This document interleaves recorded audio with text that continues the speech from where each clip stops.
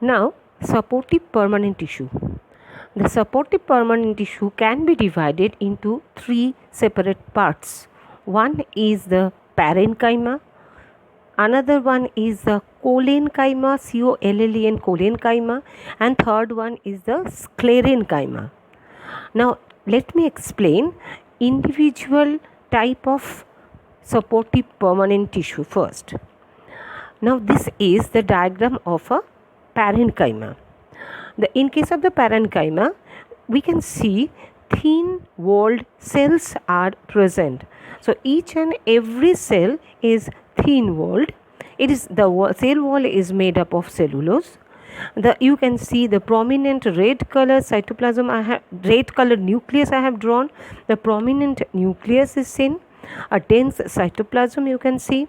The vacuoles are present, prominently seen, and in between the cells, most of the cases intercellular space or the gaps are there. And in some cases, the parenchyma also contains chlorophyll. So the chlorophyll containing parenchyma is called chlorenchyma. So what is the function of the chlorenchyma? As the chlorophylls are there, so they can produce their own food. That means they can perform the photosynthesis. Sometimes within the parenchyma air gap present, and because of that they are called aerenchyma. Those who are present in the aquatic plant, those who help them to float in the water.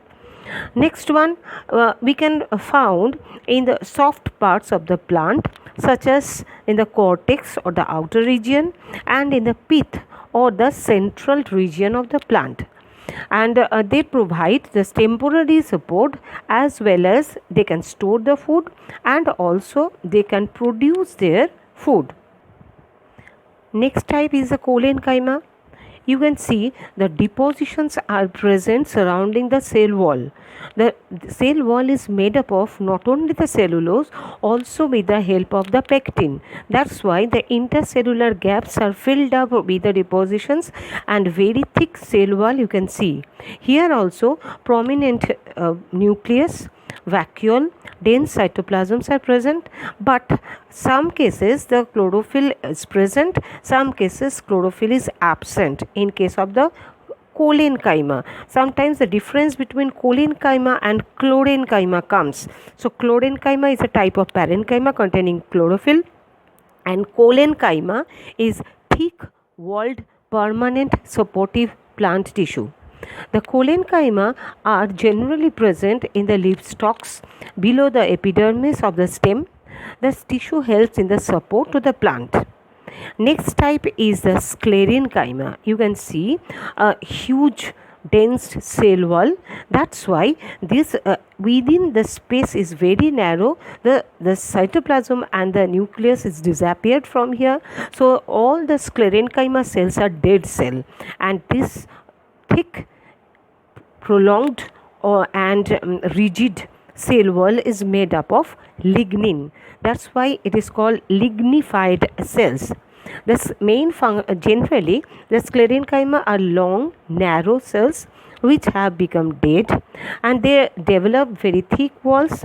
Normally, they are present in the tissue, provides strength to the plant, and normally they are found in the stems and the veins of the leaves. They provide the rigidity and strength. They provide the rigidity and the strength to the tissues. In some gritty fruits, as for example pear, the grittiness is because of the sclerenchyma only. Next we will discuss about the conducting tissue. Again I am showing to you, you will draw these three different types of tissues with leveling: parenchyma, collenchyma, and sclerenchyma.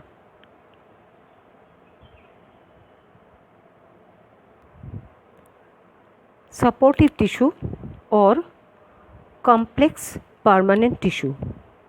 We can divide the supportive tissue or complex permanent tissue into two parts. One is a xylem, another one is a phloem. First we will learn something about the xylem. Next we will learn about the phloem. What is the main function of the xylem and what are the main features of the xylem? Let me say.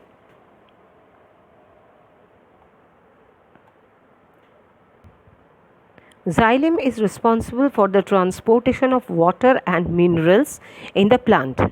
As for example, the root hairs absorb the water and the minerals from the soil and send this to the different parts of the plant as well as leaves. That means this transportation is unidirectional, going onward, that means upward. So the transportation through the xylem is always unidirectional, only upward.